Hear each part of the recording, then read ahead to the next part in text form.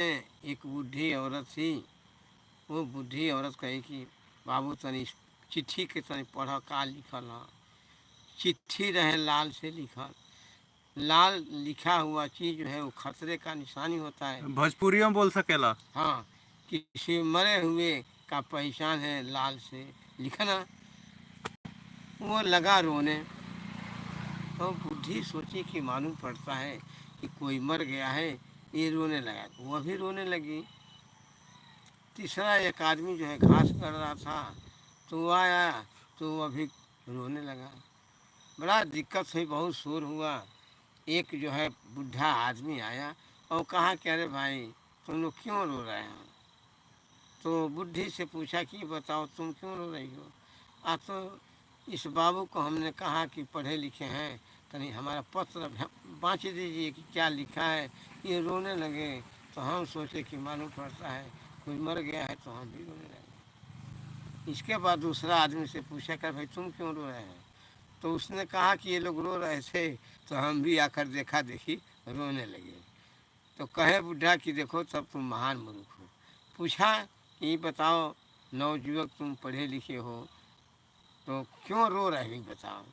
कहा कि मुझे जब पत्र मिला पढ़ने को, तो मैं इसलिए रोने लगा कि आज पढ़े लिखे होते तो इस पत्र को, चिट्ठी को पढ़कर सुना देते। लेकिन मेरी वो याद आ गई कि मैं निपढ़ हूँ और पोशाक पहना हूँ, मालूम पड़ता है कि पढ़ा लिखा हूँ। बुढ़ा ने कहा कि बस तुम बहुत अपने रास्ते पर सही हो। तीसरा से पूछा कि भाई तुम क्यों रो रहे हो? आज तो ये लोग रो रहे तो हम भी रो रहे थे, इसलिए कि कोई बहुत बड़ा दुख आपत्ति पड़ा है। कहा कि ठीक है, तब लगभग तीनों आदमी तुम बराबर हो। इस कहानी से यही निष्कर्ष निकलता है कि समाज में समाज की तरह रहना चाहिए।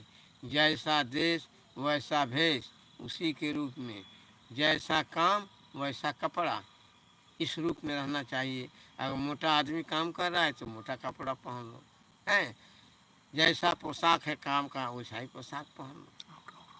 ये कहानी यही बताती है कि समाज में बहुत कम पढ़े लिखे लोग इस तरह वीआईपी रूप में चलते हैं कि मालूम पड़ता है कि एक बहुत बड़ा विद्वान है, लेकिन पास जाने पर मालूम पड़ता है कि मूर्ख है।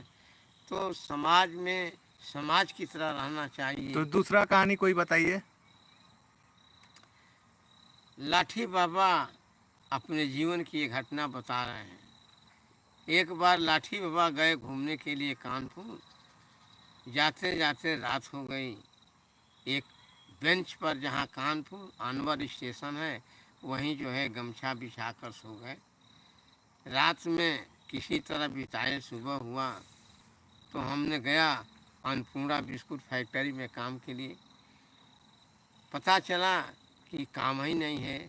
मैनेजर पूछा कि अरे भाई कहाँ घर है? हमने कहा कि उस समय बलिया जिला था। कहा कि बलिया जिला घर है।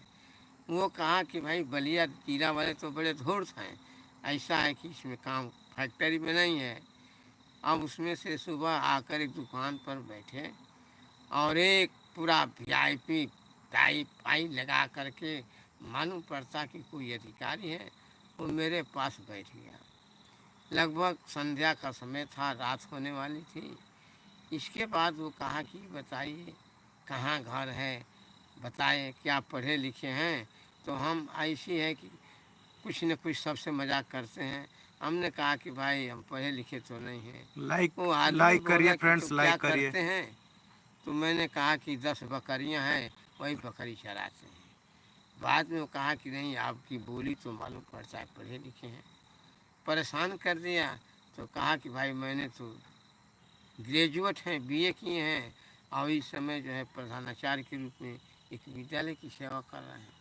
वो कहा कि नहीं, मुझे नहीं विश्वास है, सर्टिफिकेट लाए हैं। हमने कहा कि हम घूमने के लिए आए हैं, सर्टिफिकेट तो नहीं लाए हैं। वो कहा कि चलिए, तो ले गया। और जहाँ इंजन का खोखला होता है, कहा कि अंग्रेजी में लिखा है बताइए। मैंने पढ़ कर बता दिया। आया दुकान पर, खुशी के मारे खूब मिठाई खिलाया। मैंने भी पूछा कि भाई तुम क्या करते हो? तो कहा कि अरे मास्टर साहब, मैंने 3 साल से हाई स्कूल फेल होता जा रहा हूँ। मैंने कहा कि ठीक, कोई बात नहीं,